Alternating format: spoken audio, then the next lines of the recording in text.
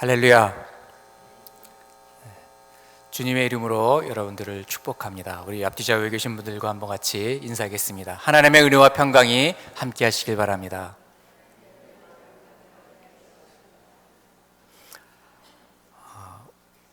오늘 주시는 하나님 말씀은요, 한 절입니다. 사사기 3장 31절 한 절 말씀입니다. 사사기 3장 31절 말씀 우리 다 같이 한 목소리로 읽겠습니다. 에훗 후에는 안나세 아들 삼갈이 있어 소모는 막대기로 블레셋 사람 600명을 죽였고 그도 이스라엘을 구원하였더라. 아멘. 최근에 이 한국에는 그 부모의 그 재산의 그 많고 적음에 따라서 그것에 따라서 자식의 경제적인 지위가 결정된다. 그래서 뭐 금수저, 은수저, 뭐 동수저, 흙수저, 요즘엔 뭐 똥수저까지 이렇게 얘기가 나오더라고요. 뭐 이렇게 부모에 의해서 자녀들의 그 경제적인 지위가 결정이 된다라는 수저 계급론이 이 청소년과 젊은이들 사이에서 폭넓은 공감대를 형성하고 있습니다. 부모의 도움이 없이는 자립하기가 어려운 데다가 그리고 이 가난이라고 하는 것이 계속 대물림이 되는 거예요. 이러한 사회 속에서 패배의식이 젊은이들 그 가운데 있어서 이제는 아무리 노력해봐도 아무리 열심히 달려봐도 난 늘 그 자리다. 그 더 나은 그 계층으로 갈 수 있는 길이 우리에게는 없다. 이렇게 모든 것들을 포기해버리는 그런 패배의식이 이 청년들, 젊은이들 사이에 가득 차 있는 것을 볼 수가 있습니다. 그래서 어떤 사람은 태어나면서부터 부유한 부모를 만나서 좋은 환경에서 자라게 되고 그리고 좋은 교육을 받게 되고 그리고 또 부모 덕으로 좋은 곳에 취직을 하게 되고 그리고 비슷한 부류의 배우자들을 만나서 또 결혼을 하게 되고 그래서 성공이 보장된 삶을 태어나면서부터 살게 된다. 운명이 결정되어 있다라는 이야기들을 하는 것이죠. 이런 사람들을 금수저, 은수저를 입에 물고 태어났다 이렇게 부르고 있는 것입니다. 또 어떤 사람들은요, 가난한 부모 밑에서 물려받은 것이 거의 없는 흙수저, 이런 흙수저로 태어나서 아무리 노력해봐도 그 상태를 벗어나기가 힘들다 이렇게 이야기를 합니다. 이러한 흙수저는 아무리 힘을 써도 상위 계급으로 올라갈 수 없는 이러한 절망적인 사회를 비꼬는 그런 단어이기도 합니다. 우리 그 위에 무선 마이크를 다 꺼주시겠어요? 네, 가끔 다른 교회의 이 무선 마이크 주파수가 잡혀가지고 이렇게 나오는 경우가 있더라고요. 네. 할렐루야. 주님만 바라보시길 바랍니다. 네. 사단은 계속 우리를 공격해요.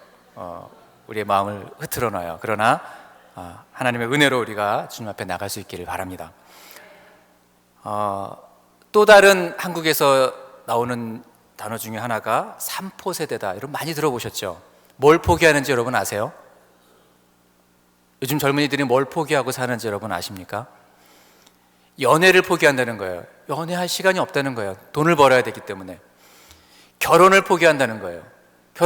연애를 못하니까 결혼을 할 수가 없고, 결혼을 할 수 없으니까 출산을 포기하는 거예요. 이 세 가지를 포기하는 이른바 삼포 세대가 지금 한국에서 살아가고 있습니다. 이 삼포 세대에다가 또 요즘엔 더해지는 게 있는데, 집을 포기한다. 내가 집을 산다는 건 내 평생에 상상도 할 수 없다는 거예요. 집을 포기하고, 그리고 인간관계까지 포기한다는 거예요. 내가 친구를 사귀고 지금 친구들과 놀러 다니고 이건 사치라는 거죠. 죽어라고 일해야 겨우 등록금 벌 수 있고 뭐 그런 이 두 가지를 포함해서 오포 세대다. 이제는 여기까지 이르게 됐습니다. 또 더 나아가서는 이제는 이것저것 뭐 따질 것도 없이 모든 걸 다 포기해야 된다. 무한대로 포기해야 된다고 하는 N포 세대라는 단어까지 등장하기에 이르렀습니다. 여러분, 요즘 뭐 한국이 여러 가지로 어려운 상황들이 있습니다. 경제적으로도 지금 혼란스럽고 정치적으로도 혼란스러운 상태에 있고 또 북한의 어떤 핵무기의 그런 위협도 있고 전쟁의 위협도 지금 도사리고 있고 전 세계적으로 지금 뭐 IS의 이슬람 세력의 어떤 그런 그 공격도 있고, 영적으로도 굉장히 지금 한국이 흐려져 있는 그런 상황이기도 하죠. 그런데 이 세상의 원리는 내 손에 무엇을 쥐고 있느냐, 그것을 얼마큼 가지고 있느냐, 무엇을 쥐고 있느냐, 이것에 따라서 얼마나 성공된 삶을 살아갈 수 있느냐가 결정된다고 하는 것입니다. 우리가 60, 70년대에 여기 그 어르신들이 한참 그 땀을 흘려서 고생을 하심으로 인해서 우리나라가 지금까지 이렇게 잘 살게 될 수 있었죠.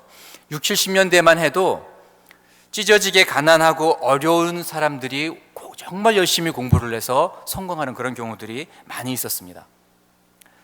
지긋지긋한 가난에서 벗어나기 위해서 추월하고 열심히 공부를 하고, 내가 공부를 해야지 내 동생들이 먹고 살 수 있다, 내가 성공해야 내 집안을 일으킬 수 있다, 내가 열심히 일해서 내 동생들을 공부시켜야 되겠다, 뭐 여러 가지 이런 정말 이를 악물고 죽기 살기로 부딪혀서 싸워서 한 단계 더 나은 그런 삶을 살게 되는 그런 경우가 굉장히 많이 있었습니다. 그래서 그때만 해도 개천에서 용난다라는 것이 그냥 속담이 아니라 실제로 이 눈으로 많이 볼 수 있는, 현실로 드러나는 것을 많이 볼 수가 있었죠.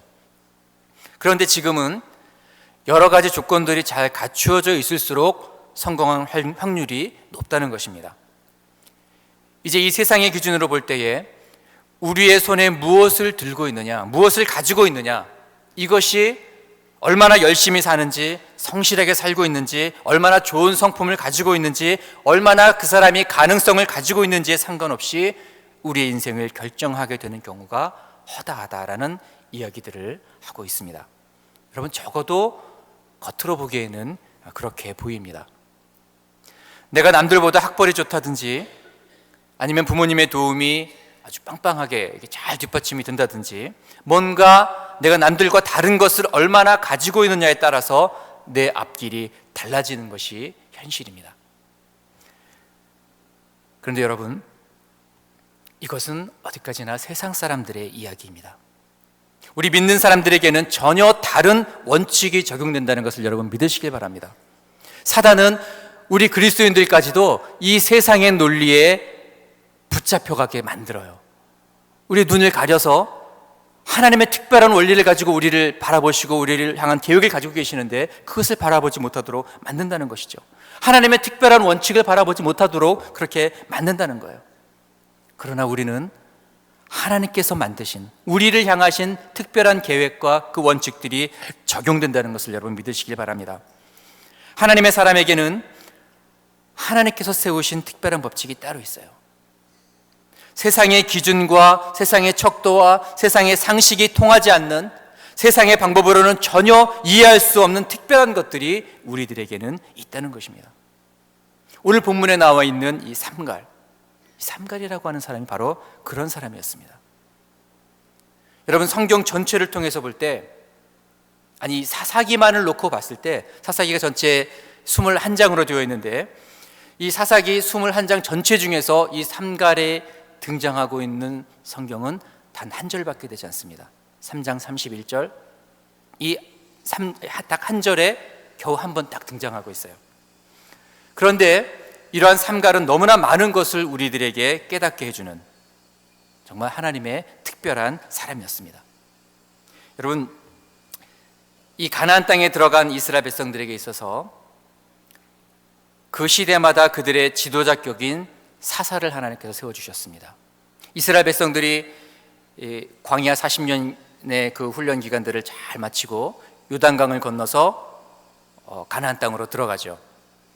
하나님께서 이스라엘 백성들을 택하시고 아브라함과 이삭과 야곱과 요셉이라고 하는 족장들을 세워서 한 나라를 이루게 하시고, 그들을 통해서 한 나라가 이루어지도록 하시고, 그리고 하나님께서 그들의 하나님이 되시고 이스라엘 백성들이 하나님의 백성이 되고, 이런 언약의 관계를 맺어주시고 하나님이 예비하신 땅을 허락해 주셨어요. 그래서 이제 여호수아서를 통해서 그 땅을 다 정복하고 12지파가 다 나누어 갔죠. 하나님이 예비하신 모든 것들이 다 허락이 되었습니다. 이제는 하나님이 주신 그 복을 누리면서 그 말씀대로 하나님과 교제하면서 그 땅에 살아가기만 하면 됐어요.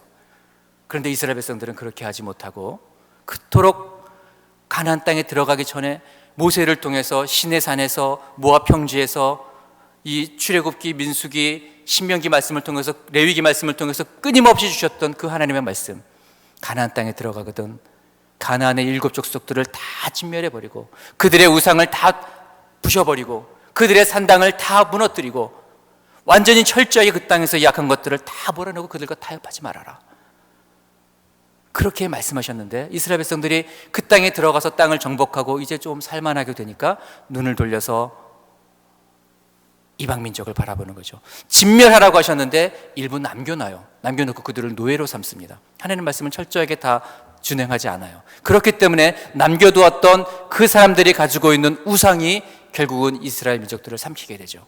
하나님을 떠나고 우상과 그들의 종교와 그들의 철학과 문화와 관습과 이 모든 것에 젖어버립니다. 타락을 합니다. 그래서 하나님께서 이스라엘 백성들을 향해서 심판하셔서 이방 민족을 들어서 이스라엘을 치시죠. 그리고 오랫동안 또 그 이방의 압제 속에서 고통을 받게 하십니다. 그러면 이스라엘 백성들이 또 하나님께 부르짖어요. 하나님, 제발 도와주십시오. 우리가 잘못했습니다. 살려주십시오. 부르짖어요. 그럼 하나님께서 이 어려운 세대를 하기 위해서 한 사람을 세우시는데, 한 그 이스라엘의 지도자를 세우시는데, 그 사람이 바로 사사였어요.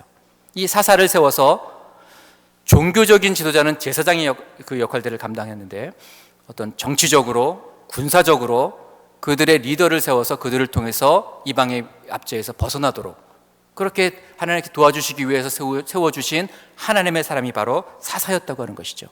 이 삼갈이 바로 하나님이 세워주신 그 사사 중에 한 명이었습니다. 이 사사기 전체에 보면 12명의 사사의 이야기가 등장하고 있는데요. 여러분들이 잘 아시는 기드온, 삼손, 드보라 이런 쟁쟁한 사사들이 많이 등장을 하죠. 그런데 그 12명의 사사들 가운데서도 유독 이 삼갈은 아주 비중이 너무너무 작아요. 그냥 스쳐서 지나가면 삼갈이라는 사람이 있었는지도 알지 못할 정도로 겨우 한 절 달랑 이렇게 소개되고 있는 것을 볼 수가 있습니다. 그런데 이러한 인물 사사, 이 한 절 속에는 놀라운 하나님의 섭리와 계획과 통치가 그 속에 들어있다는 것입니다. 여러분, 삼갈은 농사를 짓는 농부였어요. 그리고 소를 기르는 목동이기도 했습니다. 그런데 어느 날 블레셋 사람들이 자기 동족을 학대하고 살육하는 현장을 목격하게 됩니다. 그래서 그는 농사를 짓다 말고 소를 치다 말고 그 길로 뛰어나가서 소모는 막대기 하나로 블레셋 사람 600명을 쳐서 죽이는, 그래서 블레셋의 협박과 공격에서 자기 동족을 구원해주는 그런 놀라운 일들을 감당하게 됐다는 것이죠. 여러분, 블레셋의 수가 아무리 많고 그들이 아무리 강해도, 그들 손에 아무리 훌륭한 최신식의 성능 좋은 철제 무기가 들려있다고 해도 삼갈은 성령의 능력으로 승리할 수가 있었습니다. 하나님이 주시는 능력으로 승리할 수가 있었어요. 무기가 중요하지 않았어요. 군사력이나 계략이 중요하지 않았습니다. 세상의 상식으로 이해할 수 없지만 그래도 삼갈은 이겼습니다. 600명이나 되는 사람을 한 사람이 그 막대기 하나로 쳐서 죽였다는 거예요. 이길 수밖에 없죠. 왜냐하면 하나님께서 그와 함께 하셨기 때문입니다. 그를 세우신 분이 하나님이시고 그에게 능력을 주셔서 승리케 하신 분이 바로 하나님이시기 때문이라는 것이죠. 여러분, 그 당시에 블레셋은 막강한 군사력을 가지고 있는 강대국이었습니다. 그러나 이스라엘은 겨우 농업과 목축업을 주로 하고 있는 자그마한 민족에 불과했어요. 역사적으로 볼 때에 이 이스라엘과 블레셋은 아주 오랜 세월 동안 악연을 가지고 있었습니다. 출애굽할 때부터 시작해서 그리고 가나안 땅에 들어가서도 계속해서 부딪히는 그 나라가 바로 이 블레셋이었습니다. 역사적으로 볼 땐 서로 원수지간에 악연을 맺고 살아온 그러한 나라였습니다. 여러분, 다른 나라는 몰라도 이 블레셋이라고 하는 나라와 이스라엘의 관계는 그냥 한 나라와 한 나라의 힘의 관계가 아니었어요. 영적인 문제였습니다. 특별히 하나님께서 가나안 땅에 들어가거든 가나안의 7 족속을 반드시 진멸해라.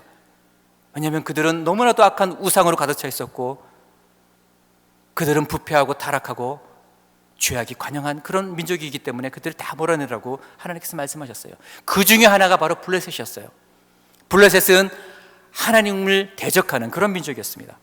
그렇기 때문에 오늘의 이 삼갈의 문제는 그냥 단순한 승리의 문제가 아니라 영적 전쟁의 승리요, 하나님께서 붙드신 자가 어떻게 세상을 이기는지를 단적으로 보여주는 그러한 예라고 할 수가 있는 것입니다. 아주 유명하지도 않았어요. 크게 인기를 끌지 않았어요. 그러나 그의 삶 속에서 승리를 맛보았던 사람, 그리고 그의 영향력을 통해서 이스라엘이라고 하는 나라를 구원했던 하나님의 사람으로 삼갈은 쓰임을 받았던 것입니다.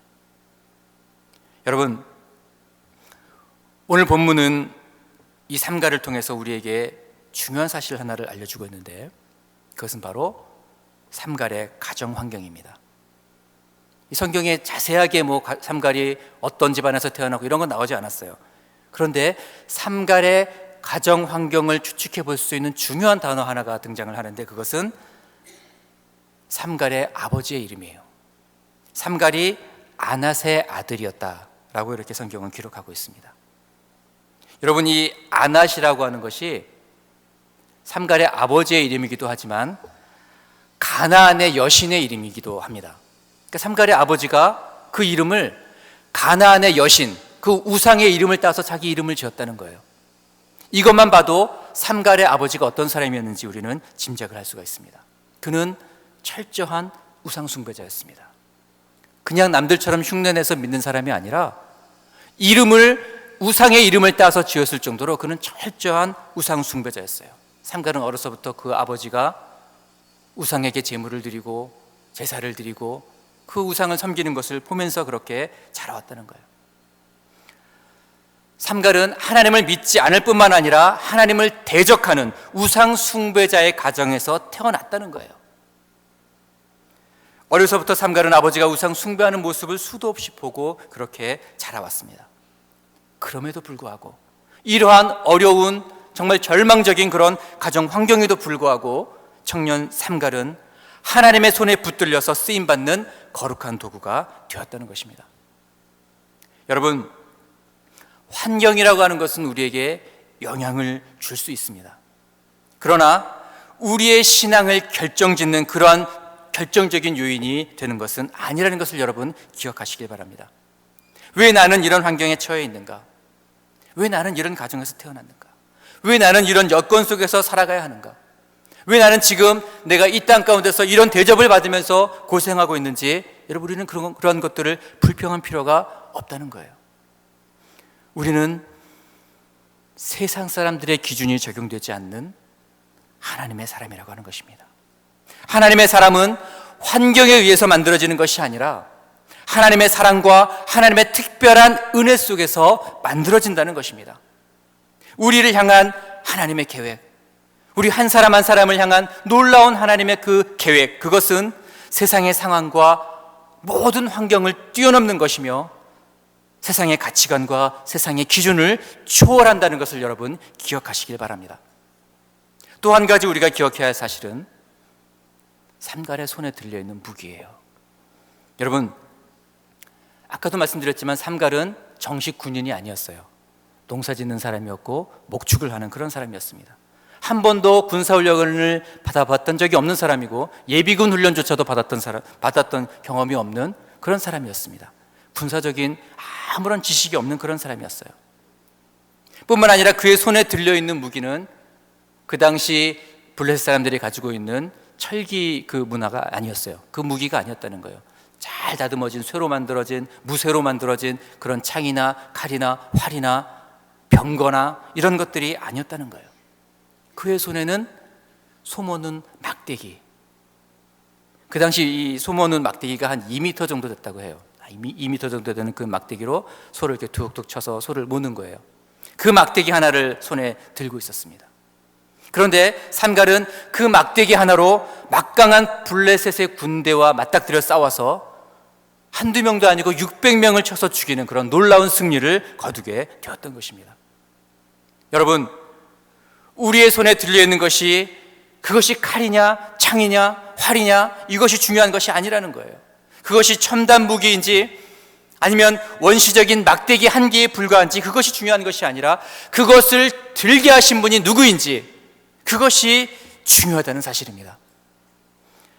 여러분, 오늘 우리에게 중요한 것은 지금 내가 어느 위치에 있는지, 어떠한 환경 가운데 있는지 그것이 중요한 것이 아니라 그것을 맡기신 분이 누구인지, 오늘 내가 서 있는 그 자리, 그곳에 있게 하신 분이 누구인지, 그곳으로 부르신 분이 누구인지 그것을 아는 것이 우리의 인생을 좌우한다는 것입니다.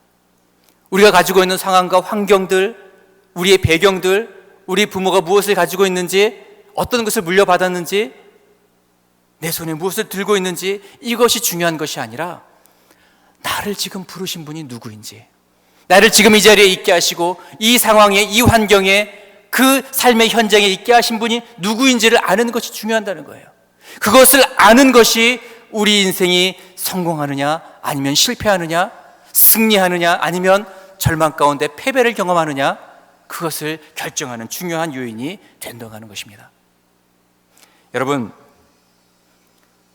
우리는 이 세상에서 방법으로 승부하는 사람이 아니라 믿음으로 싸우는 그리스도의 용사입니다. 하나님의 손에 붙들리면 어떠한 절망적인 환경 가운데 있다 할지라도 놀라운 하나님의 역사를 보게 될 것입니다. 지금 우리가 있는 그 환경이 어떠한지, 지금 내 가정의 상황이 어떠한지, 지금 이민자로서 타국에서 우리가 어떤 환경 가운데 있는지, 여러분 그것 가운데 마음을 빼앗기지 마시길 바랍니다. 그것이 우리 인생을 결정하는 것이 아니에요. 내가 지금 살아계신 만군의 하나님 되시는 그 여호와 하나님 품 안에 있는지, 아니면 내가 지금 단 한 발자국이라도 주님으로부터 떨어져 있는지, 우리의 마음은 그것을 향해 있어야 한다는 거예요.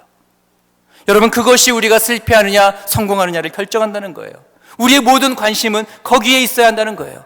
세상의 기준에 우리가 얼마나 도달해 있는지, 세상 사람들이 가지고 있는 것을 내가 얼마나 가지고 있는지, 그것에 마음을 빼앗기는 것이 아니라 지금 내가 하나님의 그 품 안에 들어와 있는지, 주님이 내 안에, 내가 주님 안에 있는 지금 그러한 삶의 현장 속에 있는지, 아니면 한 발은 주님께 놓고 있고 한 발은 세상을 향하여 딛고 있는 것은 아닌지, 교회에 들어오면 하나님의 법을 따르고 세상에 나가면 세상의 법을 따르고 있지는 않은지, 우리가 그것에 관심을 둬야 한다고 하는 것입니다. 환경이 아무리 어려워도 하나님 안에 있으면 여러분 살 수 있습니다. 그리고 넉넉하고 풍요로운 환경 속에 있다 할지라도 하나님 품에서 벗어나면 죽을 수밖에 없다고 하는 것입니다. 여러분, 창세기 4장에 보시면 에노스라고 하는 사람이 등장합니다. 제가 이 목요 성경 공부 시간에 한번 나눴던 얘기인데요, 에노스라고 하는 사람의 이름의 뜻이 여러분 무엇인지 아십니까? 에노스, 그 단어의 뜻은 병든 자, 약한 자라는 뜻이에요. 그는 어려서부터 몸이 약했나 봐요. 병이 들었나 봐요. 그래서 부모가 이 아이는 얼마 살지 못할 거야, 그래서 그 이름을 에노스라고 지었어요. 병든 자, 약한 자. 근데 여러분, 창세기 5장에 아담의 족보가 쭉 나오는데 이 에노스가 몇 살까지 살았는지 아십니까? 905살까지 살아요. 병든 자, 약한 자가 905살까지 살아요. 어떻게 그렇게 살 수 있었죠? 창세기 4장 그 뒷부분에 보면 에노스가 등장하면서 에노스 때에 비로소 여호와의 이름을 불렀더라, 그렇게 기록되어 있어요. 에노스는 내가 약한 사람이라는 것을 너무나 잘 알고 있었어요. 나는 나를 의지할 수 없고 부모를 의지할 수 없고 세상에 그 어떤 것도 의지할 수 없다는 것을 너무나 잘 알았어요. 에노스에게 있어서 내가 사는 길은 하나님을 붙잡는 거예요. 하나님을 예배하는 거예요. 여호와의 이름을 부르는 거예요. 여호와의 이름을 불렀다는 것은 여호와께 제사를 드리고 공적인 예배가 시작됐다는 것을 의미하는데, 에노스의 때에 공적인 예배가 시작됐대요. 연약하고 약한 자가 하나님을 붙잡았더니, 병든 자가 여호와의 이름을 불렀더니, 여호와 안에, 그리스도 안에 있었더니, 하나님 품 안에 있었더니 그가 905살까지 사는 그런 은혜를 경험했다고 하는 거예요. 여러분, 지금 우리의 환경이 어떠한지, 우리의 손에 무엇이 들려 있는지 그것이 우리를 결정하는 것이 아니에요. 지금 내가 여호와 이름을 부르고 있는지, 내가 지금 주님 품 안에 머물러 있는지, 나를 부르신 그 하나님의 뜻에 맞게 내가 지금 달려가고 있는지, 세상을 바라보며 세상의 기준 가운데 눈을 두고 그것에 마음을 빼앗기고 있지는 않은지, 하나님의 말씀대로 세상이 어떠하든지 하나님이 내게 주신 그 진리의 말씀대로 한 걸음 한 걸음, 때로는 늦고 돌아갈지라도 그러나 주님이 주신 그 길을 한 걸음 한 걸음 걸어가고 있는지, 갈 바를 알지 못하고 주님이 가라고 하신, 하나님이 부르신 그 길을 따라 걸어갔던 아브라함의 그 길을 내가 믿음으로 걸어가고 있는지, 그것이 우리의 삶을 결정한다는 것을 여러분 기억하시길 바랍니다. 사랑하는 성도 여러분, 여러분 모두가 하나님의 손에 붙들려서 모든 환경을 극복하고 그리고 이 시대를 변화시키고 삼갈처럼 이 교회를 변화시키고 우리의 가정을 변화시키고 이 나라와 민족과 열방을 변화시키는 그러한 새 일꾼으로 일어서게 되시기를 주님의 이름으로 축원합니다. 그러므로 우리는 흙수저냐 금수저냐 이것을 논할 일이 아니라는 거예요. 지금 내가 성령의 수저를 들고 있느냐, 지금 내가 그 말씀의 수저를 가지고 있느냐, 하나님께서 들려주신 그 믿음의 수저를 내가 지금 들고 있느냐, 그게 중요하다는 거예요. 여러분, 다윗은 물맷돌 5개를 들고 있었어요. 그가 싸우는 골리앗은 거인이에요. 칼과 창과 단창으로, 그리고 온 갑옷으로 온몸을 두르고 있었어요. 그런데 다윗이 무기로 이겼습니까? 그의 군사력과 그의 힘으로 이겼습니까? 그렇지 않다는 거예요. 물맷돌 1개, 5개를 들고 나가는데 5개 다 쓸 필요가 없었어요. 1개면 충분했어요. 왜 그렇습니까? 그 물맷돌을 들게 하신 분이 하나님이시기 때문에 그렇습니다. 무엇을 들고 오느냐가 아니라 들게 하신 분이 누구냐가 중요하다고 하는 거예요. 여러분, 이러한 일들이 특별한 사람 다윗에게만 일어난 일이 아니라는 것입니다. 삼갈처럼 이름 없는 사람, 평범한 농부, 우상 숭배자의 아들에게도 이러한 기적이 일어났습니다. 그리고 믿음으로 나아가는 우리에게도 분명히 이러한 일들이 일어나게 될 줄로 분명히 믿습니다. 그러므로 이제 우리는 하나님께서 우리의 손에 들게 해주신 그 무기를 더욱 강하게 붙들어야 합니다. 성령의 검, 곧 하나님의 말씀, 이것을 더욱 붙잡고 하나님 품 안에 머물러 있고 주님께서 걸어가게 하신 그 길을 믿음으로 달려가야 할 줄로 분명히 믿습니다. 여러분, 오늘은 4월 1일입니다. 3개월이 지났습니다. 2016년이 3개월이 지났어요. 이것은 또 무엇을 의미하냐면 말씀 대행진이 시작한 지 3개월이 지났습니다. 여러분, 밖에 그 게시판에 도표가 있는 것을 보시면 잘 아시겠지만 이미 우리의 목표는 달성했어요. 이미 우리가 10만 장 교회적으로 각 그 그룹별로 10,000장씩 그렇게 처음에 목표를 세웠는데 다 달성했어요. 그런데 여러분, 처음 이 말씀 대행진을 하기로 서약서를 낸 사람이 195명이었습니다. 그런데 요즘 그 실천표를 내시는 분은 한 100명 정도 돼요. 그것도 한 달 전 이야기예요. 그 195명 중에 한 20명 정도는 단 한 장도 아직 시작하지 못하신 분들이 있습니다. 저는 그런 분들에게 격려해드리고 싶습니다. 지금부터 시작할 수 있었으면 좋겠습니다. 점점 그 우리의 그 믿음의 말씀의 그 행진이 시들해져 가고 있는 것을 보게 됩니다. 여러분, 이것은 행사가 아니에요. 그냥 한번 우리가 목표를 달성하고 행사로 끝내는 것이 아니에요. 왜 말씀 대행진을 합니까? 말씀이 우리 말씀을 읽는 것이 우리의 습관이 되고 우리 생활이 되고 우리 삶에 배이도록 우리의 영이 자라가도록, 그래서 나중에는 말씀 대행진을 하지 않아도 우리의 삶이 말씀을 가까이 하는 성령의 검 하나님의 말씀을 붙잡는, 우리 손에 붙들게 하신 그 무기를 날마다 가까이 붙잡고 나아가는 그런 훈련을, 경건의 훈련을 하는 거잖아요. 여러분, 다른 수저가 아닌 하나님이 주신 말씀의 수저, 하나님이 주신 그 무기를 여러분 붙잡고 나가게 되시기를 간절히 바랍니다. 다른 것을 붙드느라고 하나님께서 들게 하신 그 무기를 놓치면 우리는 세상 사람들처럼 수저 타령이나 하다가 이 세상을 그렇게 끝낼 수밖에 없습니다.